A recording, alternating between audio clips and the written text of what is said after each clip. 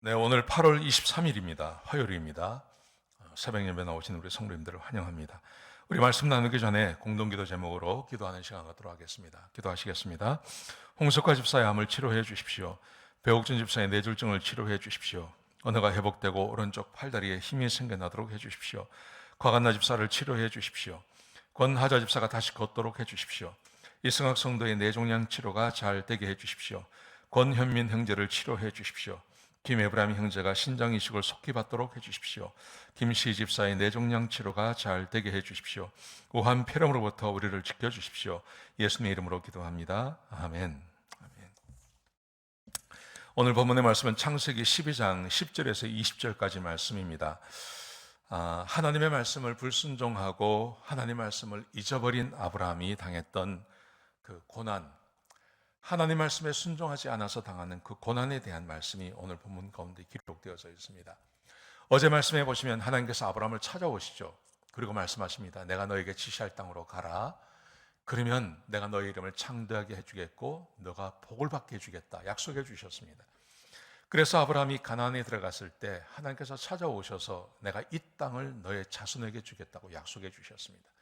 여러분, 그런데 오늘 본문의 말씀해 보시면 아브라함이 자기 땅에 기근이 찾아와서 하나님의 말씀을 잊어버리고 가나안을 떠나서 애굽으로 내려갑니다. 하나님 말씀에 순종하지 않는 겁니다. 기근이 왔지만 하나님 말씀을 기억했으면 아마 이 가나안 땅에 남아 있었을 것입니다. 그런데 아브라함이 기근이 왔기 때문에 하나님 말씀을 다 잊어버리고 살기 위해서 애굽으로 내려갔습니다. 그리고 애굽으로 내려가서 그가 생각지도 못한 고난을 당하는 것이 오늘 본문 가운데 기록되어져 있는 것입니다. 하나님 말씀에 불순종할 때 어떤 고난을 당하는지 우리가 알 수 있는 교훈입니다. 자, 보세요. 10절에 보시면 그 땅에 기근이 찾아왔습니다. 그래서 아브라함이 애굽으로 가려고 내려갔습니다. 거주하기 위해서 내려갔다고 되어 있습니다. 근데 애굽으로 내려가는 중에 아브라함에게 걱정이 하나 찾아왔습니다. 그 걱정이 뭐냐 하면 자기 부인 사라를 봅니다.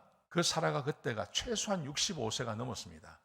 근데 이렇게 말합니다. 11절에 보시면 그들은 아름다운 여인이라. 그러면서 12절에 보시면요. 애굽 사람들이 나를 죽이고 그들을 살릴 것이다. 65세가 넘었습니다.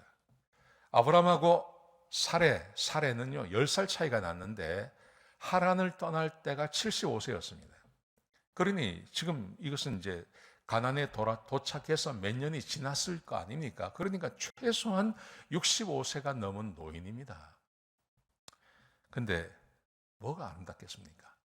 근데 하나님을 떠나면 하나님 말씀 앞에 머물러 있어야 되는데 하나님을 떠나면 걱정이 찾아오게 돼 있어요. 염려가 찾아오게 돼 있어요. 걱정이 찾아오게 돼 있어요. 걱정이 찾아와서 그래서 염려하면서 걱정이 왔는데 뭐냐면 자기 부인이 이뻐 보이는 겁니다. 자기 부인이 아름다워 보이고 그래서 애굽 사람들이 늘상 하는 대로 자기를 죽이고 부인을 빼앗아 갈 것 같은 염려가 생기는 것입니다. 하나님을 떠나면 하나님의 말씀을 떠나면 염려가 찾아오는 겁니다. 걱정이 찾아오는 겁니다. 그래서 그렇게 말을 한 겁니다. 여러분, 그런데 잘 아시겠지만 하나님 말씀을 떠나서 불순종할 때 찾아오는 그 염려는 반드시 이루어집니다. 그래서 14절에 보시면 아브라함이 애굽에 도착했을 때 그때 애굽 사람들이 사레의 아름다움을 보고 자기만 보고 끝난 게 아니라 바로의 고관들이 또한 칭찬하고 그리고 바로에게 사레의 아름다움을 보고를 합니다. 이게 이해가 안 되는 겁니다. 어떻게 65세가 넘어 적어서 70이 되는 여인이 아름답단 말입니까? 뭐 그때는 200살, 300살 살았기 때문에 이때는 70은 뭐 20세다. 그렇게 말 못 합니다. 사람의 생명이라는 것은 마찬가지인 것이죠.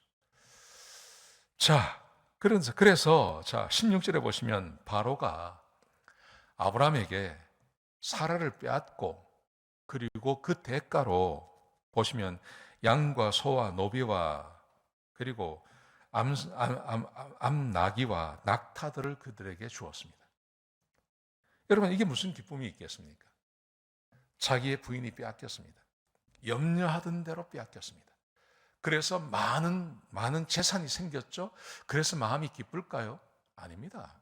하나님 말씀을 떠났기 때문에, 하나님 말씀에 순종하지 않고 왔기 때문에 염려는 더한 겁니다.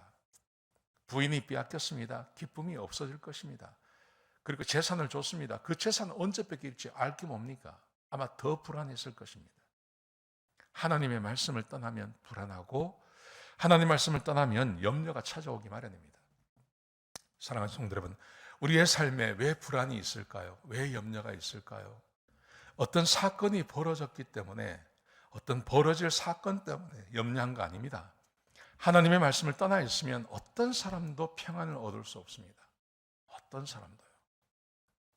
사람도 평안을 얻을 수가 없습니다.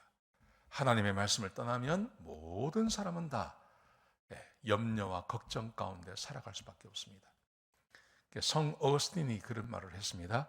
하나님을 떠난 인간은 염려와 걱정할 수밖에 없다고. 실제로 그렇습니다. 우리의 염려와 걱정은 그 일 때문이 아닙니다. 실제로 무슨 일이 벌어져서 염려하는 게 아니라 내 마음이, 내 삶이, 내 영혼이 하나님을 떠나면 걱정은 찾아오게 되어져 있는 것입니다. 그래서 모든 것을 빼앗기고 염려와 걱정 가운데 있는데, 17절에 보시면 하나님께서 살해의로 이 바로와 그의 집에 큰 재앙을 내리십니다. 하나님께서 개입하셨습니다. 아브라함이 실수한 것을 하나님께서 만회해 주시는 것입니다. 그래서 바로가 아브라함을 불러서 왜 거짓말했냐고, 왜 아내라고 말하지 않았냐고, 왜 누이 동생이라고 거짓말했냐고, 그리고 자기 부인을 돌려주죠. 여러분, 바로가 이런 말을 하는 것은 다른 게 아닙니다. 아브라함이 내 부인이라고 했으면 안 뺏었겠습니까? 아마 죽이고 뺏어갔을 것입니다. 근데 하나님께서 개입하시니까 이 바로가 착해진 것뿐입니다. 여러분, 오늘 본문이 우리에게 주고 있는 교훈, 하나님께서 말씀하신 대로 살지 않으면 염려와 걱정 가운데 살아갈 수밖에 없습니다. 모든 사람이 다 마찬가지입니다. 이 세상에 많은 것을 가지고 있고 권력을 가지고 있고 건강하고 행복해 보이죠. 여러분, 그런데 그런 사람 없습니다. 하나님을 떠난 모든 사람은 염려와 걱정 가운데 살아가는 것입니다.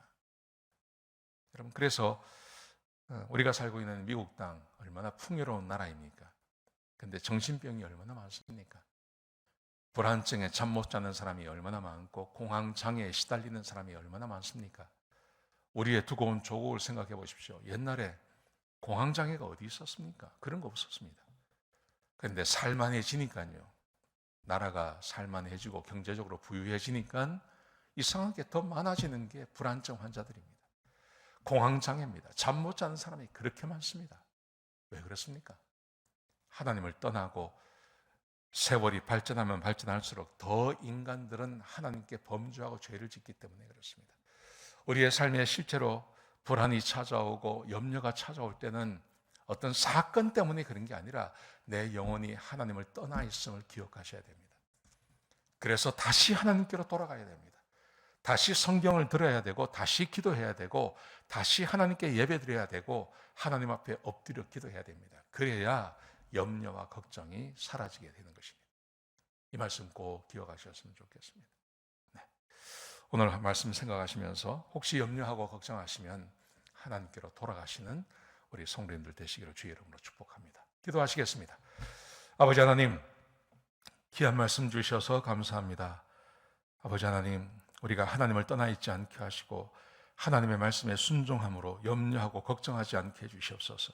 주의 말씀을 따라 살며 하나님께서 주시는 복을 누리며 사는 형통한 삶을 사는 주의 백성들이 되게 축복하여 주옵소서. 주님 감사합니다. 예수님의 귀하신 이름으로 기도드렸습니다. 아멘.